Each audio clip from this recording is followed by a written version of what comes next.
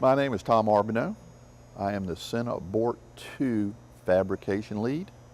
I'm responsible for all fabrication on the Ascent Abort 2 project.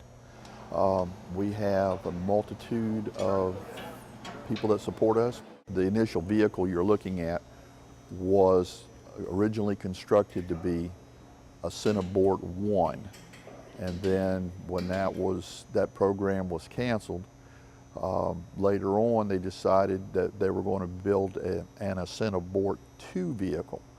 And so we repurposed our old vehicle, and part of that is changing the outer mold line. The angle of the skin has changed, and our loads have increased. So we had to add additional structure internally and install it.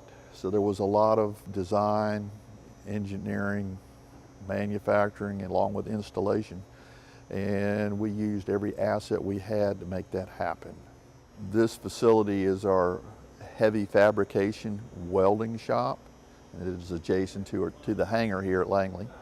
And this is where all of the welding, heavy metal work all takes place.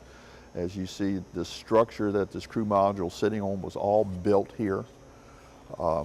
The guys did all of the cutting, welding, assembly, fabrication in here to do the support for this crew module. These guys are instrumental in manufacturing all the ground support equipment that gets to where we are now. So we have not just the crew module itself, but all of the support hardware. The support hardware was all built here by these guys. We're not through yet though. We have a lot more hardware, and actually there's more flight hardware that we're building. We're getting ready to start construction on that next month. And that is for the separation ring, and that is where the crew module actually attaches to the vehicle. So that'll be built here at Langley. Those parts are also in process of being manufactured, and as soon as we get all of them in-house, first week of March, we're supposed to start construction of that. This vehicle leaves from here. It goes to Johnson. At Johnson, they do all of the instrumentation. Leaves Johnson, it travels to Plumbrook, Ohio for some more testing. After it leaves Plumbrook, it is shipped down to Kennedy, where they do the actual integration into the launch vehicle, and that's where it's launched from.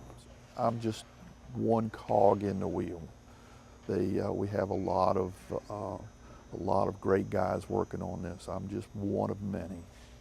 So I've been excited to do this. This will probably be my highlight of my career when I do retire one day. So, but it's been a lot of fun.